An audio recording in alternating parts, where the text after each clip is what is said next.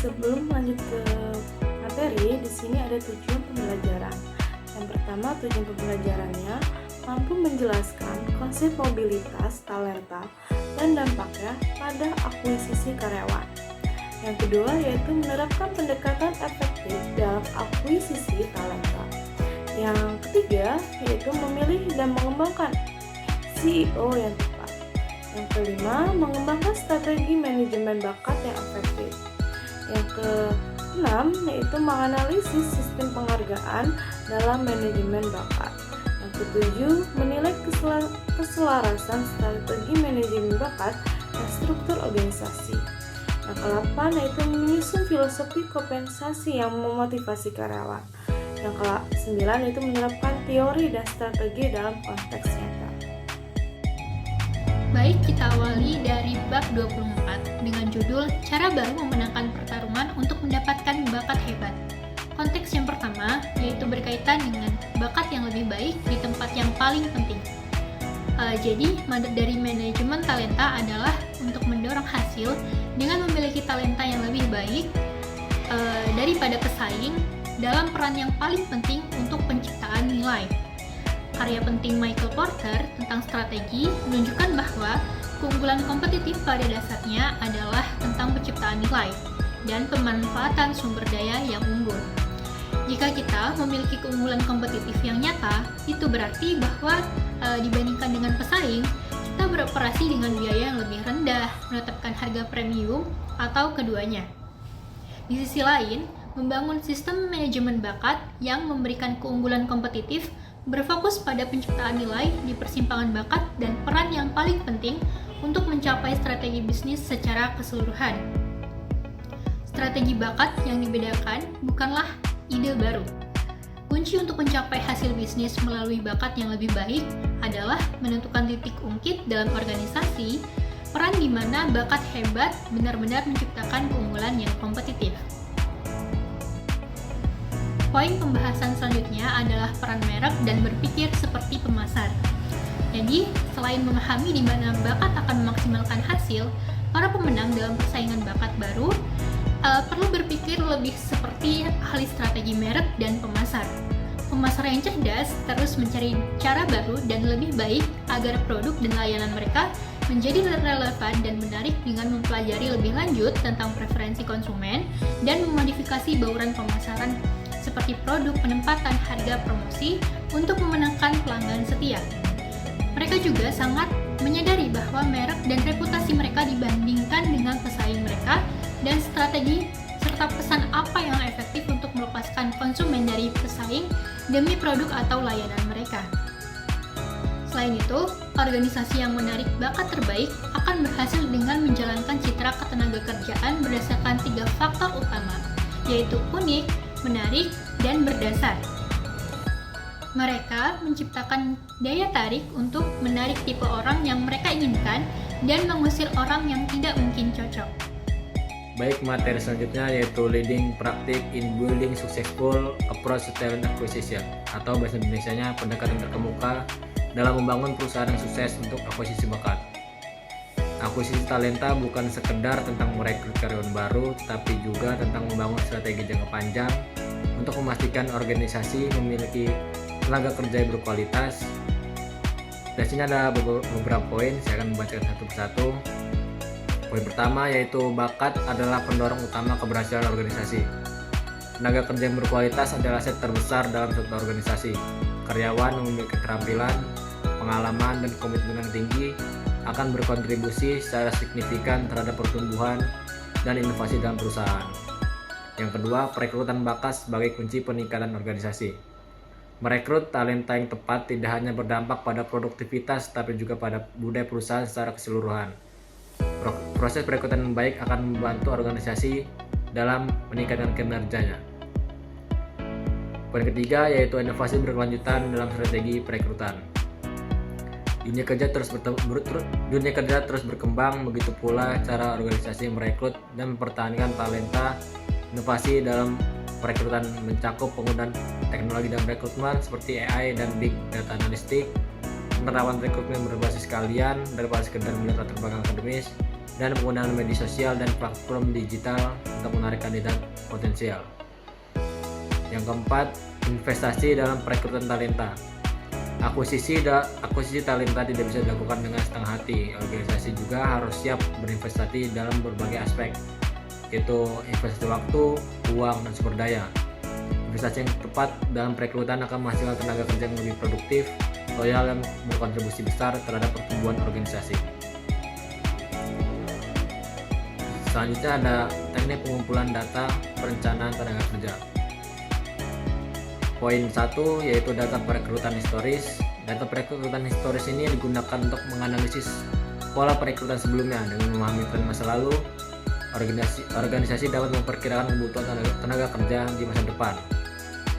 Data ini mencakup seperti jumlah karyawan yang direkrut dalam beberapa tahun terakhir, lalu ada sumber perekrutan yang paling efektif, misalnya job portal, referensi karyawan, media sosial, dan lain-lain.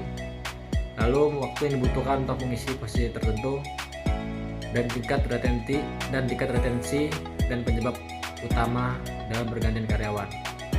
Poin kedua yaitu proyeksi jumlah karyawan yang dianggarkan. Setiap organisasi atau perusahaan tentunya memiliki anggaran tertentu untuk mengelola tenaga kerja. Oleh karena itu, penting untuk merencanakan jumlah karyawan yang akan direkrut berdasarkan anggaran yang tersedia. Yang ketiga yaitu proyek dan inisiatif bisnis baru. Perusahaan yang terus berkembang seringkali meluncurkan proyek atau inisiatif bisnis baru. Ini memerlukan tenaga kerja dengan keterampilan yang sesuai untuk memastikan proyek berjalan dengan sukses. Dan dalam perencanaan tenaga kerja, organisasi juga harus mempertimbangkan yaitu keterampilan baru yang dibutuhkan untuk mendukung proyek tertentu, lalu kebutuhan untuk merekrut tenaga kerja baru atau melatih karyawan yang sudah ada. Lalu poin keempat ada referensi pasar kandidat eksternal. Selain melihat kebutuhan internal, organisasi juga harus mempertimbangkan tren di pasar kerja eksternal. Contohnya seperti ketersediaan kandidat dengan keterampilan tertentu di pasar kerja, lalu persaingan dengan perusahaan lain dalam merekrut talenta terbaik, dan perubahan dalam harapan kandidat terhadap lingkungan kerja, gaji, dan tunjangan. Baik, selanjutnya chapter 26. Chapter 26 ini akan membahas terkait dengan social recruiting atau perekrutan sosial without the test or delay. Ada berbagai pendekatan perekrutan dan teknik pencarian yang secara umum disebut industri sebagai perekrutan sosial. Pendekatan yang pertama yaitu media sosial. Kemudian yang kedua, pendekatan terhadap perekrutan yang memanfaatkan data kandidat. Kemudian yang ketiga yaitu mengiklankan halaman karir di laman Facebook kandidat ideal. Memiliki merek, perekrutan atau pemberi kerja yang kuat di media sosial penting dalam dua hal. Yang pertama, menjadi nama yang dikenal dan dihormati oleh kandidat akan meningkatkan hasil yang didapatkan dari setiap aktivitas perekrutan yang dilakukan. Kemudian yang kedua, merek perekrutan yang kuat di media sosial dapat menjadi cara baru untuk menarik minat kandidat. Perekrutan sosial terus berkembang seiring dengan diluncurkannya fitur-fitur baru di media sosial. Peluang untuk bereksperimen dengan pendekatan baru dalam perekrutan pun semakin besar. Begitu pula potensi untuk memperoleh keunggulan kompetitif di industri dengan meningkatkan taktik perekrutan sosial yang lebih berhasil daripada riset. Ini merupakan alasan yang sangat bagus untuk mengkhususkan diri dalam bidang perekrutan sosial tertentu sehingga selaras dengan perkembangan di bidang perekrutan sosial yang paling menguntungkan perusahaan secara langsung. Namun, ini juga merupakan alasan yang bagus untuk selalu bereksperimen. Platform teknologi perekrutan baru terus menghadirkan pendekatan baru yang menarik untuk memasarkan. Tentu saja tidak semua akan berhasil, tetapi ketika mempertimbangkan berbagai pendekatan perekrutan baru yang memungkinkan, tidak diragukan lagi bahwa apa yang dimaksud dengan perekrutan sosial akan terus berkembang dengan kecepatan yang luar biasa. Selanjutnya yaitu chapter 27, yaitu tentang increasing your odds of success and getting the right CEO. Yang dimana memimpin sebuah organisasi hanya menjanjikan pertumbuhan yang lebih menantang karena model bisnis menghadapi ancaman yang meningkat di seluruh dunia. Dalam pemilihan CEO, Dewan Direksi melakukan pendekatan dengan cara 3 langkah, atau disebut model WOS, yang dimana untuk mendorong kesuksesan. Baik, yang pertama yaitu membuat profil suksesi CEO, yang dimana terdiri dari 4 dimensi utama dalam meraih kesuksesan, yaitu pengalaman, kompetensi, sifat, dan pendorong. Tetapi dimensi-dimensi tersebut disesuaikan atau diperiksa kembali untuk konteks strategi bisnis spesifik yang dibutuhkan dalam mengungguli pesaing. Selanjutnya yang kedua yaitu penilaian kandidat dari pemeriksaan menjadi menggunakan MRI. Dalam pemilihan kandidat di organisasi masih banyak menggunakan seperti diskusi diagnostis selama 15 menit dengan dokter mengenai medis.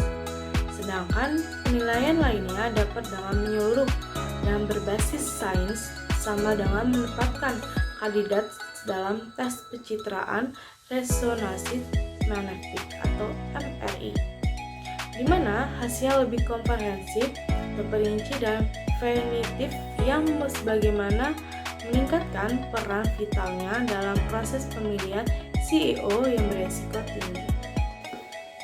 Yang ketiga yaitu menggunakan strategi yang lebih objektif dalam menimbang prospek orang dalam versus orang luar akan membuat keputusan CEO tidak lagi bergantung pada hasil dari proses seleksi yang ketat, andal, dan berirama.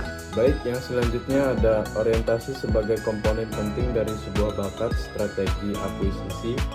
Orientasi adalah proses pengenalan dan penyesuaian karyawan baru dalam lingkungan kerja. Ini mencakup pemahaman tentang budaya perusahaan, nilai-nilai, dan harapan yang ada di tempat kerja. Lalu selanjutnya, mengapa orientasi itu penting? Yang pertama, mempercepat penyesuaian. Lalu yang kedua, meningkatkan retensi. Lalu yang ketiga, meningkatkan kinerja. Lalu apa saja strategi untuk orientasi yang efektif? Yang pertama itu ada rencana orientasi terstruktur, yang kedua ada mentorship, yang ketiga ada umpan balik dan evaluasi. Lalu di sini ada dampak terhadap akuisisi bakat. Yang pertama itu menjadi daya tarik perusahaan. Lalu yang kedua bisa meningkatkan kinerja karyawan. Lalu yang terakhir bisa mempercepat proses adaptasi. Baik, materi selanjutnya yaitu chapter 29. Using storytelling to make onboarding more inspiring and effective. Jadi kenapa sih melakukan orientasi yang tepat itu penting? Jadi pentingnya melakukan orientasi yang tepat tidak dilebih-lebihkan itu karena jika dilakukan dengan buruk, hal itu dapat menyebabkan antusiasme karyawan baru berubah menjadi penyesalan pembeli. Hal itu dikarenakan corak dan lintasan pengalaman karyawan dengan atasan mereka dan memainkan peran penting dalam kinerja dan keterlibatan karyawan. Banyak atasan melakukan pekerjaan yang biasa-biasa saja dalam melakukan orientasi karyawan baru. Beberapa penelitian menunjukkan bahwa karyawan baru dengan cepat memutuskan apakah mereka membuat pilihan yang tepat, terkadang dalam minggu pertama bekerja. Ini menunjukkan bahwa bagi karyawan baru, masa-masa itu tuh berlalu dengan sangat singkat, dengan tingkat keterlibatan menurun setelah 6 bulan. Hal ini menunjukkan ketidakefektifan yang hampir universal dari proses orientasi, dengan para pekerja yang menempatkan karyawan baru dalam lingkungan yang tidak menentu tanpa sedikit pun upaya yang dilakukan untuk membantu mereka merasa diterima atau mendapatkan apa yang mereka butuhkan dalam hal bimbingan, pelatihan, atau sumber daya untuk melatih keberhasilan. Pengalaman karyawan baru yang umum mengirimkan pesan tersirat, tahan diri dan belajarlah untuk memanfaatkan sebaik-baiknya. Karena meskipun program orientasi yang efektif mengandung banyak komponen, dalam chapter 29 ini akan membahas satu komponen dan berfokus pada penceritaan karena ini merupakan sarana yang sangat ampuh namun kurang dimanfaatkan untuk membuat orientasi lebih menginspirasi dan efektif, terutama komponen orientasi karyawan baru. Apa sih yang harus dicapai dalam onboarding? Jadi ada beberapa komponen. Yang pertama yaitu validasi. dan perkuat proporsi nilai karyawan dan merek perusahaan. Hal terakhir yang diinginkan karyawan baru mengalami pengalaman awal yang bertentangan dengan apa yang dijanjikan pada merek perusahaan. Proses orientasi harus memberikan pengalaman yang benar-benar sesuai dengan janji perusahaan atau kontrak perusahaan. Jika tidak, karyawan baru yang berbakat akan segera merasa menyesal karena menyadari bahwa kenyataan pengalaman kerja yang diberikan oleh perusahaan baru mereka jauh berbeda dari yang dijanjikan. Yang kedua yaitu komunikasi, dan tunjukkan bahwa perusahaan itu memenuhi faktor-faktor pendorong penting keterlibatan karyawan, terutama yang paling penting bagi talenta papan atas. Jadi berpikir dalam konteks faktor-faktor pendorong ini bisa membantu perusahaan menambahkan kedalaman dan ketepatan pada proses orientasi. Yang ketiga yaitu buat karyawan terbiasa dengan cepat sehingga mereka dapat memberikan nilai terbaik dengan cepat. Pada tingkat paling sederhana dan paling mendasar, orientasi yang efektif memungkinkan karyawan untuk mulai memberikan nilai secepat mungkin. Yang keempat yaitu persiapkan karyawan baru untuk meraih kesuksesan. Ketika karyawan mendapat pelatihan dan pendukungan yang dibutuhkan untuk menjadi efektif dan produktif secepat mungkin. Yang kelima yaitu jalinlah hubungan emosional dengan organisasi, visi, dan misinya. Ketika orientasi, terutama orientasi karyawan baru berpusat pada administrasi dengan sedikit perhatian pada gambaran besar, karyawan baru dengan cepat menerima pesan bahwa ini hanya pekerjaan dan bereaksi sesuai itu. Yang keenam, buat karyawan baru merasa diterima dan menjadi bagian dari komunitas. Dan yang terakhir, membudayakan karyawan baru agar organisasi dapat mempertahankan budaya positifnya, diperlukan komunikasi berkelanjutan. Perancang program orientasi yang efektif menggambarkan pembudayaan sebagai salah satu dari 2 tujuan programnya. Yang selanjutnya yaitu mengapa bercerita. Menyertakan cerita dalam komunikasi dengan karyawan baru memungkinkan karyawan membuat proses orientasi dan khususnya program orientasi lebih menginspirasi, menarik, dan informatif. Berikut adalah beberapa alasan mengapa cerita merupakan sarana komunikasi yang ampuh dan mengapa cerita harus memainkan peran utama dalam proses orientasi. Yang pertama adalah cerita jauh lebih menarik daripada komunikasi yang dibangun dari poin-poin penting yang dibacakan dari slide PowerPoint dan pernyataan hambar seperti di perusahaan ini kami menghargai masukan karyawan dan mendorong orang untuk berbicara. Dengan demikian cerita itu membuat kelas atau presentasi apapun menjadi lebih menarik dan memikat. Yang kedua, cerita membuat ide dan konsep seperti nilai budaya menjadi lebih konkret dan karenanya dapat dipahami. Dengan demikian, cerita secara dramatis meningkatkan kemampuan pendengar untuk memahami pesan dan dampaknya. Yang ketiga, cerita jauh lebih inspiratif daripada nasihat karena merupakan sarana yang ampuh untuk meningkatkan moral dan komitmen. Yang keempat yaitu cerita memberikan inspirasi dan simulasi. Saat perusahaan menceritakan kisah rekan kerja mereka yang melakukan hal-hal hebat, tampil dengan baik dan mengatasi tantangan, perusahaan tuh nggak cuman menginspirasi karyawan tapi juga mengajar. Bisa membuat video pelatihan virtual tentang seperti apa keunggulan itu sehingga mereka dapat meniru dan berinovasi berdasarkan perilaku yang dijelaskan dalam cerita tersebut. Yang kelima, cerita memudahkan untuk membagi pesan dengan orang lain. Cerita sangat membantu di tahap awal orientasi saat karyawan baru ditanyai tentang perusahaan tempat mereka bekerja dan seperti apa rasanya bekerja di perusahaan ini. Karena cerita jauh lebih mudah diingat daripada poin-poin atau pesan umum. Karyawan baru cenderung membagikannya dengan teman dan keluarga. Jadi itu nggak cuma membangun citra perusahaan, tapi juga bisa memperkuat keyakinan karyawan baru bahwa karyawan ini tuh udah buat pilihan yang tepat. Dan yang terakhir, cerita lebih meyakinkan dan persuasif daripada komunikasi yang terbatas dan pesan-pesan yang dapat dibawa pulang, poin-poin penting dan juga konsep. Baik, selanjutnya akan dilanjutkan oleh rekan saya. Baik, selanjutnya yaitu chapter 30 tentang using the Red Reward Program to help your talent management program full transformation. Baik, yang pertama itu ada kondisi penghargaan saat ini, yang dimana penghargaan total merupakan investasi yang signifikan bagi sebagian besar organisasi. Menurut seperti for Human Resource Management, gaji saja mencakup 18 hingga 52% dari anggaran operasional. Itu merupakan hanya gaji dan tidak termasuk gaji variabel. Tidak juga mencakup sejumlah elemen penting penghargaan lainnya seperti budaya, lingkungan kerja, karir, dan tunjangan. Oleh karena itu, elemen-elemen ini membentuk konstruksi penghargaan total. Tidak berarti bahwa setiap elemen penghargaan total perlu diubah. Tapi, para pemimpin harus memperhatikan hubungan antara budaya, lingkungan kerja, karir, tunjangan, dan kompensasi.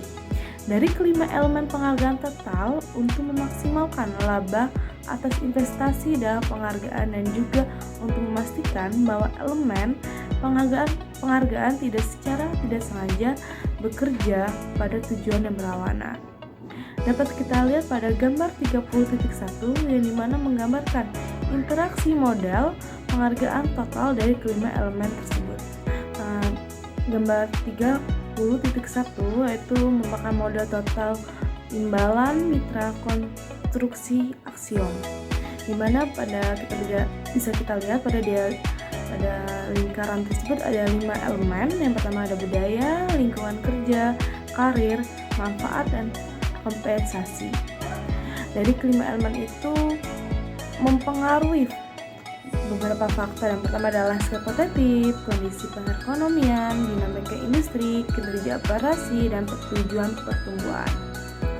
Pada budaya itu sendiri ada nilai atau keyakinan organisasi, lalu ada reputasi organisasi, terus kualitas orang seperti orang kerja, pemimpin, dan bawahan.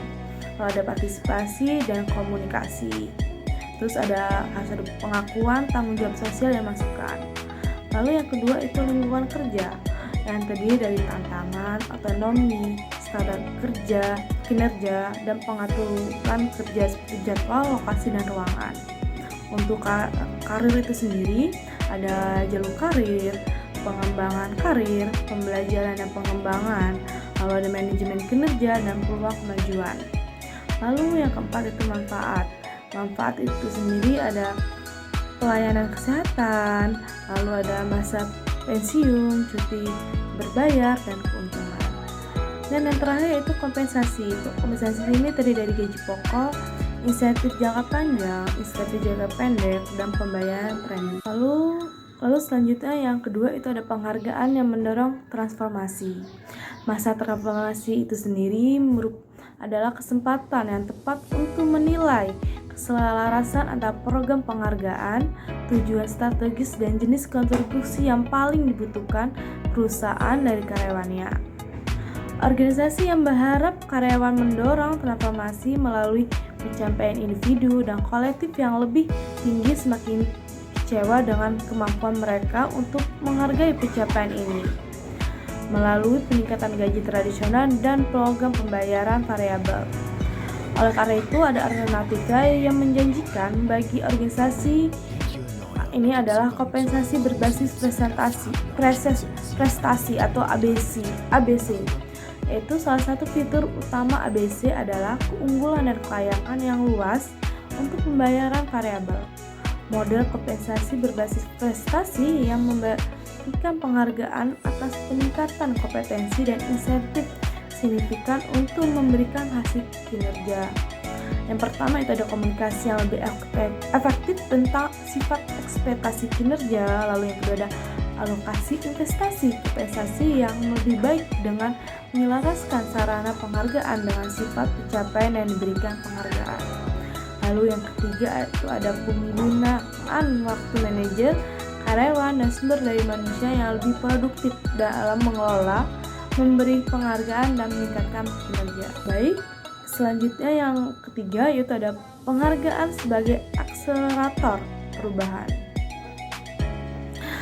yang dimana model yang berguna untuk memikirkan tentang penghargaan di masa transisi adalah bagaimana penghargaan akan pertama menyelaraskan, yaitu pekerjaan menerjemahkan strategi menjadi jawaban yang semakin rinci untuk pertanyaan yang lebih luas ini. Yang kedua itu melengkapi pekerjaan yang menerjemahkan strategi menjadi jawaban yang semakin rinci untuk pertanyaan-pertanyaan yang lebih luas juga. Lalu yang ketiga itu mempertahankan tenaga kerja selama pekerjaan sulit yang akan datang. Selanjutnya menggunakan strategi tata ruang untuk mendukung program manajemen bakat. Strategi total rewards penting untuk menarik dan mempertahankan karyawan. Perbedaan generasi membuat harapan karyawan terhadap gaji, tunjangan, dan lingkungan kerja juga berubah. Banyak karyawan merasa kurang terlibat dan ingin pindah karena manfaat yang berkurang dan ketidakpastian ekonomi. Oleh karena itu, perusahaan harus menawarkan total rewards yang adil dan sesuai dengan kebutuhan karyawan agar tetap kompetitif dan sukses. Selanjutnya, perusahaan harus menyesuaikan strategi total rewards untuk menarik, melibatkan, dan mempertahankan karyawan. Salah satu pendekatan utama adalah segmentasi tenaga kerja. Segmentasi ini membantu perusahaan memahami peran karyawan dalam menciptakan nilai. Apakah mereka sebagai pencipta nilai utama, pendukung kinerja, atau tenaga kerja yang perannya semakin berkurang. Selain itu, perusahaan harus mempertimbangkan alternatif pola kerja seperti fleksibilitas waktu kerja, telecommuting, serta tenaga kerja kontrak dan sementara untuk menekan biaya dan memenuhi kebutuhan bisnis yang dinamis. Untuk materi selanjutnya yaitu meneruskan total kompensasi program dengan nilai organisasi, strategi, dan proses manajemen bakat. Pertama, strategi penghargaan total. Strategi penghargaan total itu merupakan suatu tujuan persyaratan yang diinginkan sebuah organisasi dalam memberi penghargaan kepada karyawannya karena melakukan hal-hal yang perlu dilakukan untuk memenuhi misinya dan mencapai tujuan jangka panjang. Yang kedua, menyatakan filosofi penghargaan total. Konteks untuk strategi penghargaan total adalah masukan untuk pernyataan filosofi penghargaan total. Pernyataan ini menghubungkan misi inti, strategi, dan nilai-nilai organisasi dengan program penghargaan dan praktik yang memengaruhi perilaku organisasi. Yang ketiga, menentukan tujuan dari setiap program penghargaan. Setelah sebuah organisasi memiliki filosofi penghargaan total, ia dapat mendefinisikan dan mengembangkan tujuan dari setiap program penghargaan utama. Program-program ini termasuk gaji pokok, rencana gaji variabel, program tunjangan karyawan, dan proses pengakuan dan pengembangan. Berikutnya yaitu cara mengembangkan strategi yang tepat untuk organisasi. Yang pertama, pada perusahaan startup dan energi. Perusahaan ini mungkin tidak memiliki banyak uang, tetapi para pendirinya didorong oleh semangat, keyakinan, dan harapan bahwa suatu hari mereka akan menjadi kaya, terkenal, atau keduanya. Oleh karena itu, jenis rencana kompensasi yang dimiliki perusahaan biasanya melibatkan gaji minimal, saham ekuitas dalam pertumbuhan dan kesuksesan bisnis jangka panjang atau akhir. Yang kedua, pada investasi dan pertumbuhan perusahaan. Dalam organisasi-organisasi ini, orang-orang dipekerjakan yang sesuai dengan budaya organisasi dan kebutuhan mendesak. Karena orang-orang yang bergabung di perusahaan ini bukan lagi pendiri. Perusahaan perlu membayar gaji yang cukup untuk menarik dan mempertahankan karyawan ini. Rencana tunjangan karyawan dipasang. Rencana bonus ada jika memiliki profitabilitas yang cukup. Yang ketiga, pada perusahaan yang diformalkan dan profesional. Organisasi yang menentukan jalur karir karena orang-orang ingin tahu apakah ada cukup kesempatan untuk tetap bersama perusahaan. Ada rencana bonus yang berbasis perusahaan dan individu. Rencana ekuitas yang mungkin telah diberikan kepada semua orang, sekarang terbatas pada mereka yang benar-benar membuat perbedaan pada nilai jangka panjang perusahaan. Yang keempat, diversifikasi dan konsolidasi perusahaan. Di sini, sistem penghargaan sering berubah dan beradaptasi dengan lingkungan bisnis yang berubah. Beberapa program tetap terpusat atau mempertahankan fondasi umum, yaitu skala ekonomi, penghematan biaya, persyaratan budaya, peraturan hukum, dan untuk mempertahankan hubungan dengan perusahaan induk. Yang kelima, merevitalisasi dan memperbarui perusahaan. Pada tahap ini, sulit untuk menjelaskan arah dari total program penghargaan. Itu tergantung pada perjalanan dan strategi yang dikejar perusahaan. Perusahaan akan menggunakan beberapa pengalaman dengan program yang berhasil untuknya di masa lalu, serta mengembangkan yang baru yang diperlukan untuk model organisasi baru. Itu harus menggunakan pengetahuan ini dan prinsip-prinsip ini untuk membentuk kembali hubungan kerja.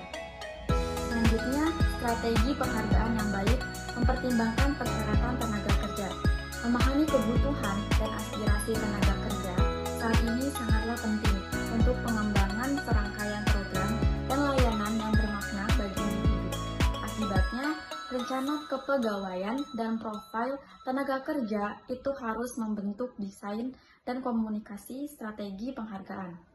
Seperti yang dinyatakan sebelumnya, penghargaan adalah sesuatu yang dianggap bermakna oleh seseorang untuk melakukan sesuatu yang diinginkan organisasi.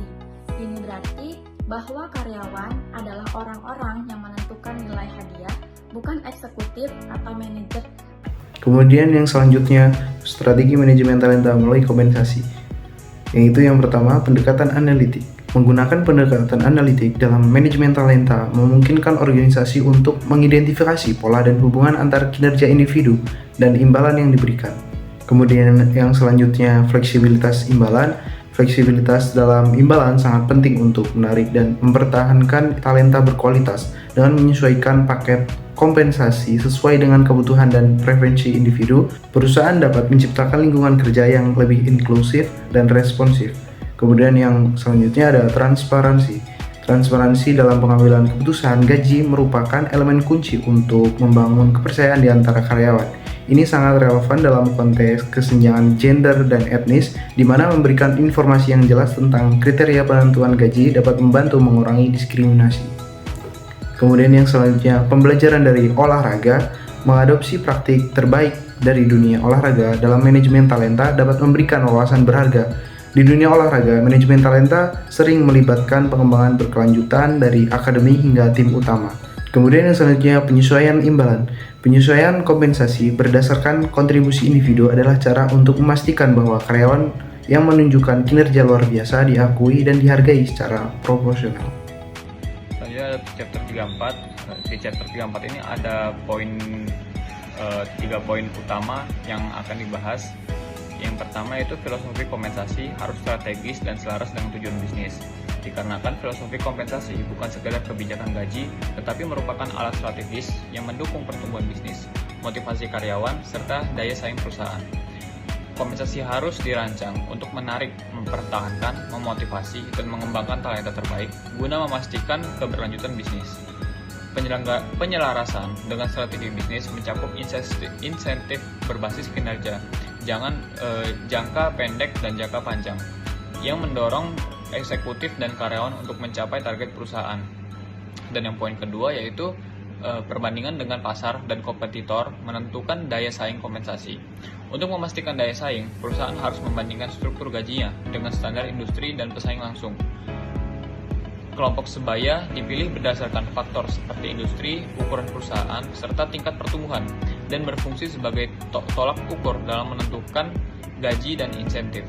Perusahaan yang tidak menyesuaikan filosofi kompensasi dengan tren pasar berisiko kehilangan talenta kunci ke kompetitor yang menawarkan paket lebih kompetitif. Dan selanjutnya yang ketiga, struktur kompensasi yang efektif mengoptimalkan motivasi dan retensi. Kombinasi gaji pokok, insentif jangka pendek, dan insentif jangka panjang harus dirancang dengan cermat untuk memberikan keseimbangan antara kestabilan dan peluang pertumbuhan pendapatan bagi eksekutif. Pemilihan campuran LTI, misalnya saham kinerja, saham terbatas, opsi saham, sangat berpengaruh terhadap keberlanjutan retensi eksklusif dan efektivitas penghargaan berbasis kinerja. Struktur kompensasi yang tidak selaras dengan kinerja perusahaan atau terlalu bergantung pada saat jenis insentif dapat mengakibatkan rendahnya motivasi serta meningkatkan turnover eksekutif.